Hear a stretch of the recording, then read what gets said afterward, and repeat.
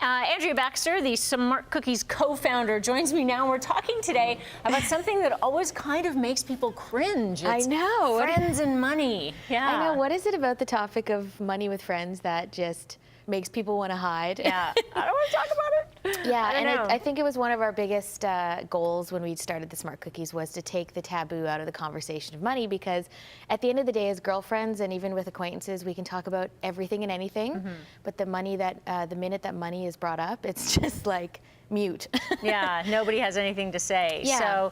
So you've got some tips, because people do end up eventually either lending friends money or maybe buying things that are beyond what they should be buying, paying for dinners and that sort of thing. Yeah. So let's run through some tips so we can keep people's friendships intact. Perfect. That's a good thing.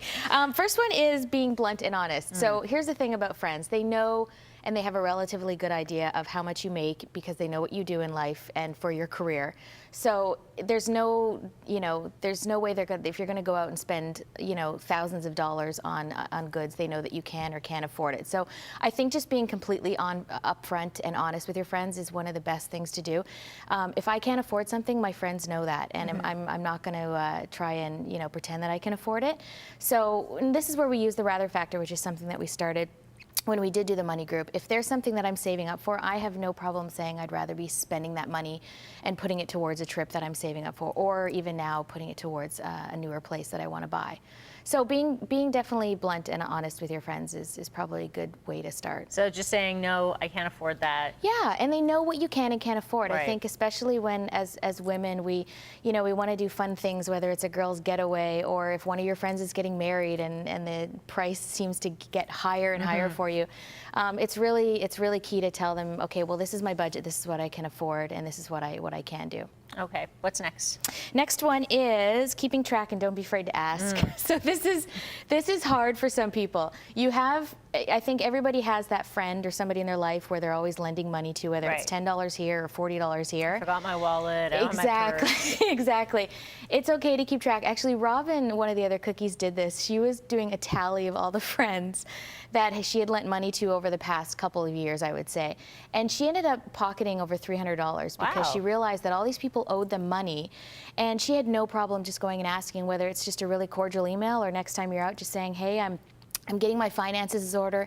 I have a few people that owe me money from other things. I'd really appreciate it if I could get it back from you. Right. Again, just being really upfront and honest. It's not hard to have the conversation. I think a lot of people feel kind of scared to even broach the subject, but at the end of the day, it's your money, and you were kind to even lend it to them in the first place. So asking for it back isn't. And is it important to make that definition or that differentiation when you're lending someone money as opposed to giving it to them? Yes, I remember Oprah always said, I don't lend money, I just give it away, because she could afford, because she knew she wasn't going to get it back. So I think it's really key to know lending versus giving. If it's a family member and you're lending them a certain amount of money, and it's a good chunk of money, don't be afraid to get it in writing. And this is something that I think a lot of people are not.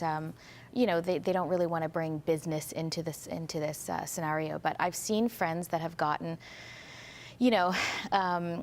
they've just had situations that have come up with friends or family where they didn't get the money back, and it's caused a bit of. Well, yeah, there's always that. What, I gave you that, I paid that. Yeah, back. exactly. And I think the friends that don't pay back or they're difficult to get money back from, don't be lending them money at all. Just don't even go there, and don't even try to avoid it if you can. All right. Well, your next one is splitting the bill, which I find highly entertaining. This is like a nightmare for a lot of people. Yeah. You go out, you're having a salad and a glass of wine, and everybody around you is spending lots of money on steak and bottles of wine.